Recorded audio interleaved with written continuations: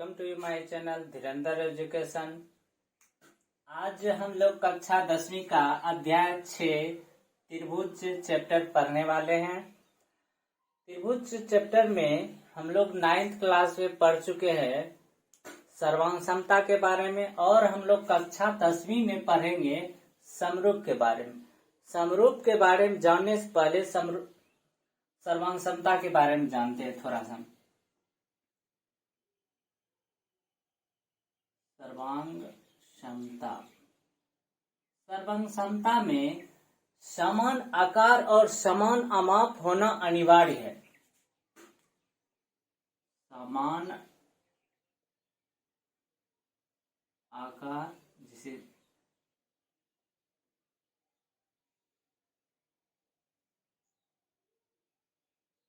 Shape, समान आमाप, size. सर्वांग समता में दो चीजें आवश्यक है, समान आकार भी होना चाहिए और समान आमाप भी होना चाहिए। शेप के साथ साथ साइज भी एक जैसा होना चाहिए। लेकिन समरूप में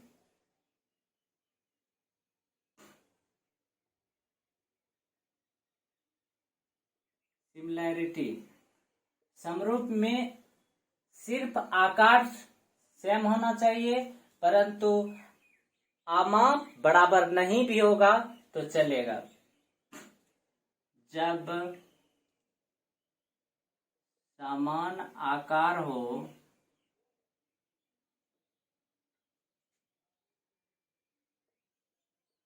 जरूरी नहीं है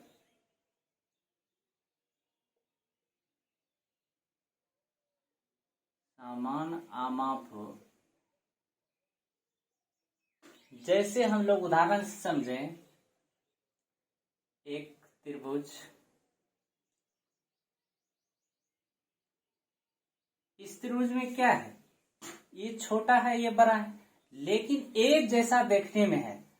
तो इसमें शेप एक जैसा है लेकिन आकार में समान नहीं है, फिर भी ये दोनों त्रिभुज क्या है, समरूप है, समरूप होता है। जैसे वृत्त, ये छोटा वृत्त, जितने भी वृत्त होते हैं सभी आपस में समरूप होते हैं। जितने भी वृत्त होते हैं सभी समरूप होते हैं। जितने भी वर्ग है, वर्ग, सभी वर्ग आपस में समरूप होते हैं, चाहे बड़ा हो छोटा हो, सभी वर्ग क्या होते हैं, समरूप होते हैं।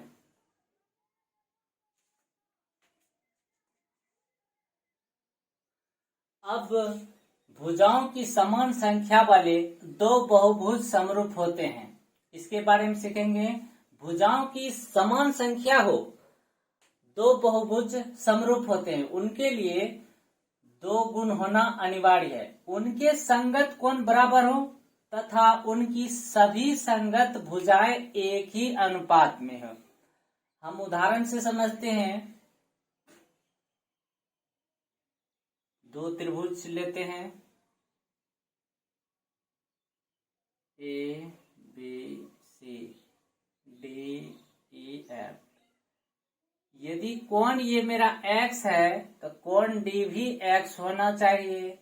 कोण B y है तो कोण E भी y है, और कोण C यदि Z है तो कोण C भी Z होना चाहिए। कोण तो आवश्यक है कि बराबर हो, लेकिन उनकी सभी संगत भुजाएं एक ही अनुपात में हो। मतलब जैसे ये 6 है, 7, ये 8, तो ये 12 है, दुगुना हो रहा है तो ये 16 होगा और ये 14 होगा, तभी ये दोनों त्रिभुज आपस में समरूप होंगे।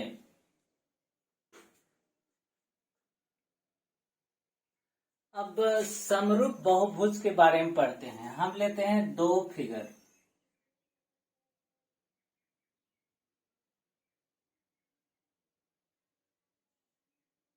ए बी सी डी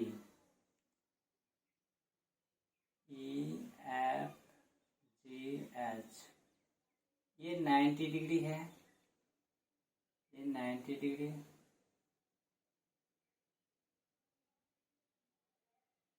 इसकी भी सभी कोण 90 डिग्री।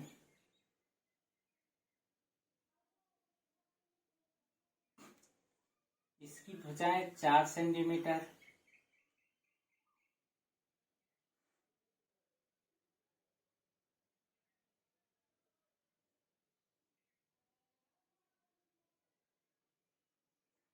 क्या ये दोनों चतुर्भुज समरूप है? बिल्कुल है। दोनों में सभी कोण बराबर है तथा सभी भुजाएं एक ही अनुपात में है, तो ये दोनों चतुर्भुज समरूप है। लिखेंगे इस आकृति में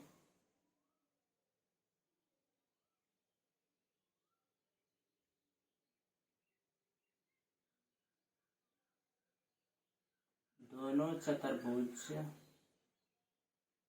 के कोण बराबर है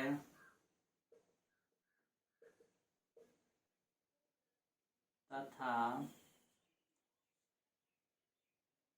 सभी संगत भुजाएं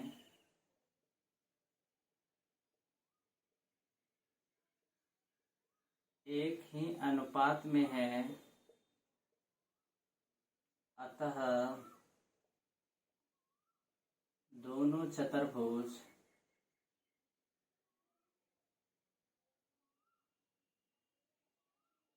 समरूप है।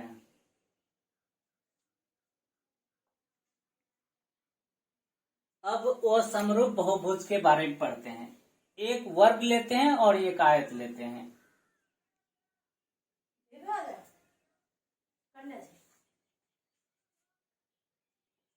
एक वर्ग लेते हैं और एक आयत लेते हैं। A B C D E F G H,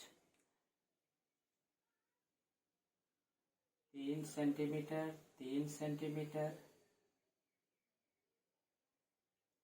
ये 3 सेंटीमीटर, 4 सेंटीमीटर।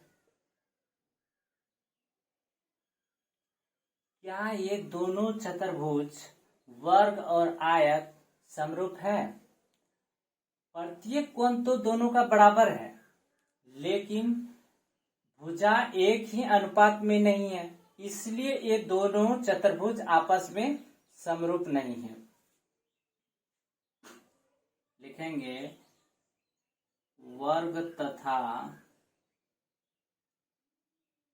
आयत का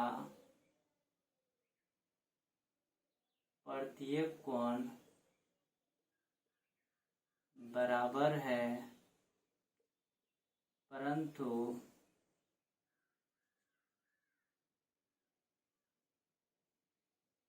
प्रत्येक भुजा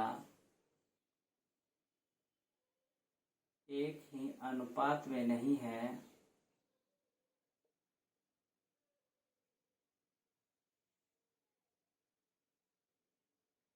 अतः